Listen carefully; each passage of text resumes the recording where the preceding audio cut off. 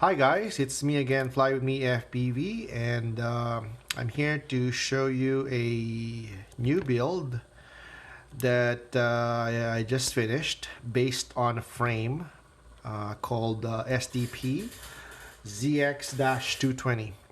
Now, SN Hobbies sent me this frame to be reviewed, and I'll just go over the specs of the frame. It's a 220mm frame, motor to motor diagonally. It's an X, but not a true X, because the distance between this motor or this motor is not the same as diagonally. Anyways, if that's not clear, you could Google that. Thickness of the arms, 4mm. Thickness of the top plate, 2mm.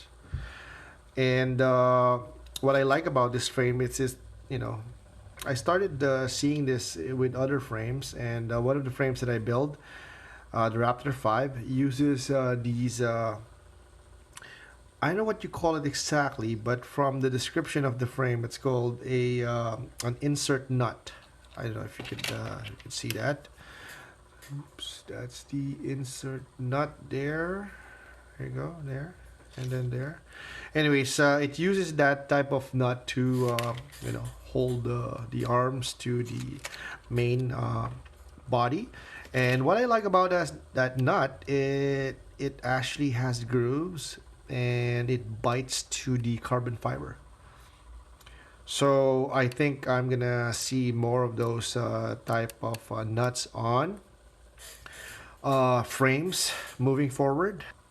It has only 4 standoffs, front and at the back, and it has a significant amount of real estate, and it has this type of brace for your camera.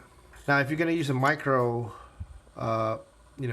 camera like the Runcam Micro, you need to provide spacers in order to hold the camera in place if you're going to use these side braces or whatever you call them.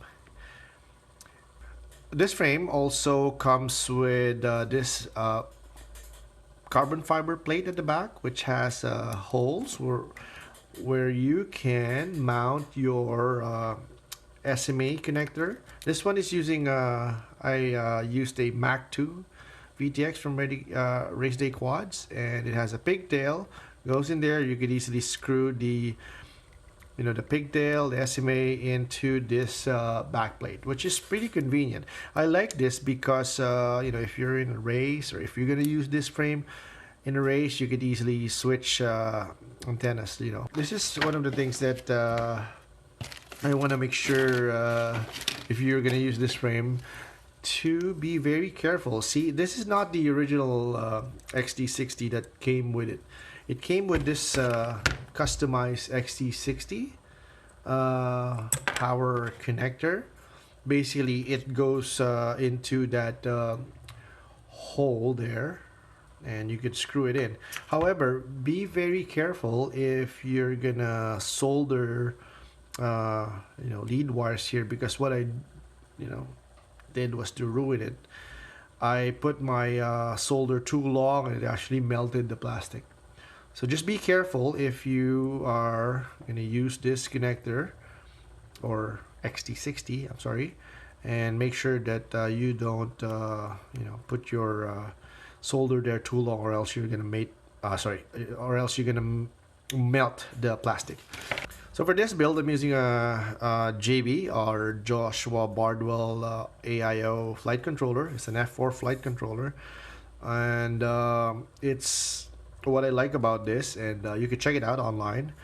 The solder pads for the FPV components, the ESCs, and all the other solder pads are very systematically positioned in the in the flight controller itself. So if you could see, the wires are pretty clean. I mean, in my opinion, you could probably do it cleaner, but it totally makes sense. Like, for example, other flight controllers, have their solder pads for the VTX and the camera all over the place. This one is very straightforward. I mean, at the back, it goes to the VTX. Here in the front, it goes to the camera. So just to give you, a heads up that this flight controller that Joshua Bardwell designed is well thought of. I am using a long range receiver from Furious FPV. This is the first time I will be using this receiver. Check the description on the description area of this video. This is supposed to be a good long range receiver from Furious FPV. Motors, I'm using a DYS Samguk series. This is the shoe version, 2500 kV 2306. I haven't used this before, and I'm really excited on seeing how it will perform.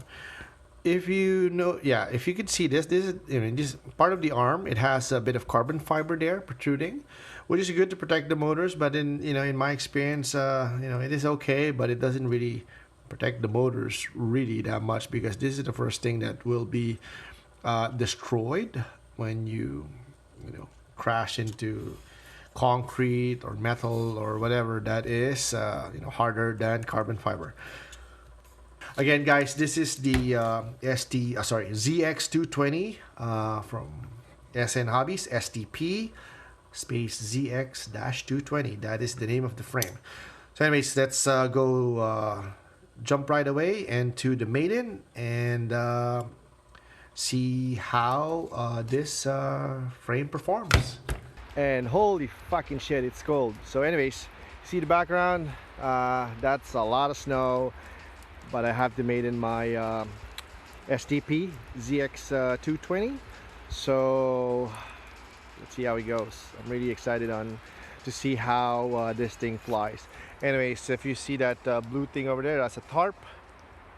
Just some dry area that I set up so that I could land the quad.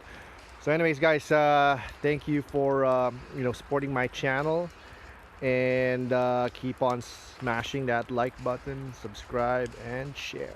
Thanks.